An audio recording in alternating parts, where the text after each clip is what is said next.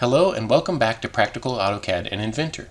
In today's video, I'm going to show you how to create a dynamic block with visibility states, which is great when you need to create a block that combines multiple similar or context-dependent objects into a single block. Let's get started. Let me begin by giving you a demonstration of what this block is going to do when we get done. If I go to the Insert tab here, or Insert panel and the Insert tool, in my block table you'll see I've got this block called Plants. I can bring it in, I can insert it into the drawing. It brings it in as this long leaf Dracaena, but if I want to change it, I can click on the block itself, which gives me this glyph or grip up here with a visibility state. It has a description that says to select a plant style. If I drop it down, I can change it from the Dracaena to a ficus, or I can change it to the philodendron.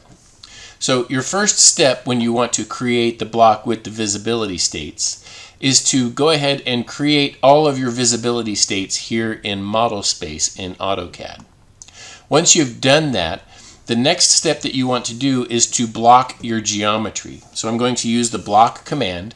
Again, on the Insert tab here in AutoCAD, I'm going to go to the Block Definition panel, and I'm going to choose the Create Block tool. It's going to give me the opportunity here to name the block, and I'm going to call it Plants. It's important that the name that you give your block is not the same name as the drawing name itself. If you have a block in a drawing with the same name as the drawing, it can create a circular reference which can confuse AutoCAD. So you always want to make sure that your blocks in your drawing have a different name from the drawing itself. The next thing I'm going to do is I'm going to select the geometry that I want to include in the block. And I'm going to leave my insertion point at 0, 0 for now, because I'm going to be changing the locations of this geometry when I get into the block editor anyway. And then I'm going to choose the Delete tool, and it deletes the geometry, but again, it is in still the block table here. So you see that my plants block has the 3 plants in it, but that's not what we want because this is just a static block at this time. And what I want is a dynamic block that I can change with different visibility states.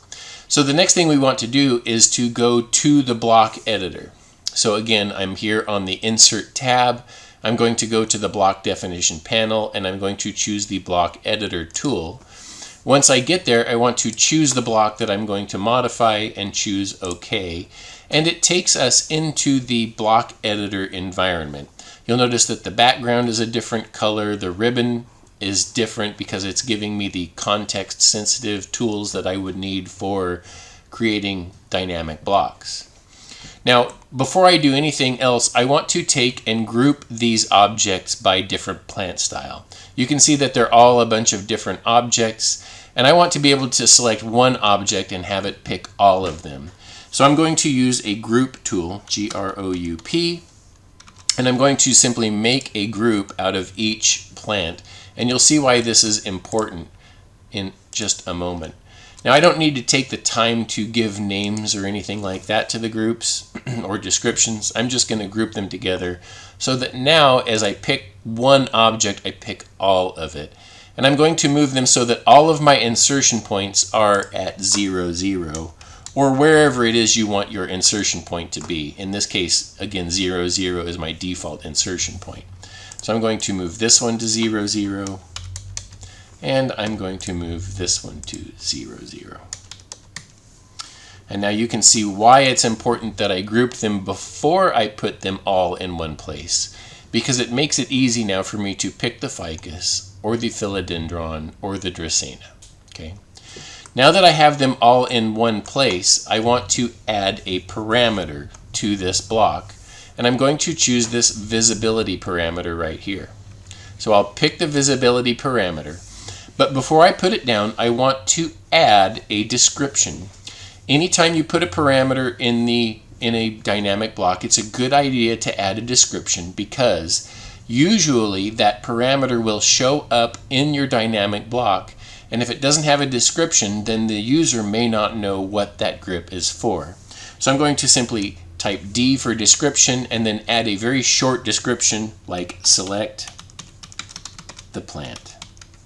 Okay, and then press enter, and then I can put this, it's asking me now to specify the parameter location. I can put it wherever I want. Generally, when you're creating a visibility block, you don't put the visibility parameter right on top of the block. Most people will put it kind of up and to the side, like up here where my mouse is now, or over here on this side. I'm just going to pick kind of up and to the right so that it's adjacent to the block. It's clear that this parameter is associated with the block, but it's not directly on the block. And I pick, and you'll see now that it creates my parameter called visibility 1, and it has this little yellow badge that tells me, if I hover over it, that there is only one visibility state associated with this block. So right now, I still, even though I have my parameter in place, I don't have any way of differentiating between the 3 different plants that are in the block. To fix that, what you want to do is come up here to, again, to this context sensitive ribbon, and you'll notice that there's a visibility panel here. And right now there is one visibility state called visibility state 0. It's called visibility state 0 because when programmers create lists, their lists usually start with the number 0. So visibility state 0 is the first, visibility state 1 would be the second, visibility state 2 would be the third. Go figure, it's programmer stuff. But what I want to do is I want to add additional visibility states. I'll need 3 of them because I've got 3 plants. To add visibility states, I'm going to go to this tool right here that is my visibility states tool and click on it. And it brings up this dialog box. You'll see that, again, my original visibility state is called visibility state 0, but I want to rename that. So I'm just going to click on rename right here, and I'm going to give it the name that I want, which is Dracaena. Okay, and then just hit enter and it renames that for me. But then I also want 2 more visibility states, one for the ficus and one for the philodendron. So I'm going to choose new, and then I get this dialog box that pops up and it says, hey, what do you want the name to be, and then how do you want it to work? So the second one is going to be the ficus, and I have 3 options: hide all of the existing objects, show them, or just leave it the way it is. For now, I'm just going to say leave it the way it is and say OK. And then the third one here is I'm going to say new, and I want that philodendron. And then OK. So now I have my 3 visibility states. I'll choose OK. Notice that the badge has gone away because now I have more than one visibility state. But the problem is that all 3 of my plants are still visible. So the final step now is to go through and define the visibility state, or the visibility of each of these groups for the 3 different visibility states. I'll start with the Dracaena. When the Dracaena is visible, I don't want to see the ficus or the philodendron. So what I'm going to do is I'm going to move my mouse right up here just above the selector and to this tool right here, which is the Make Invisible. So when Dracaena is the current style, I want to make invisible the philodendron and the ficus. Enter. So notice now that my Dracaena is the only one that's visible. I want to repeat that again. So I'll say when the ficus is now my visible state, I want to make invisible the philodendron and the Dracaena. And then one more time I'll repeat. When the philodendron is the visible state, I want to make invisible the ficus and the Dracaena. Enter. Now if I had messed up, I could come in and say, let's make one of those visible. I'll just pick on this tool right next to it, make visible, and I could pick the one that I wanted to make visible, but I've got it correct. So now I'm done with my block. If you want to test it right here, you can test it. I've got my Dracaena, my ficus, and my philodendron.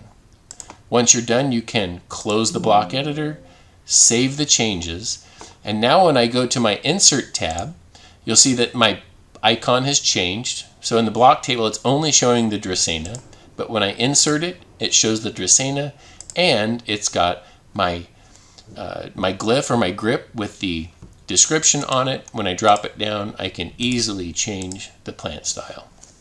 So it's very simple, just a few steps to creating this block with visibility states. Thanks for watching.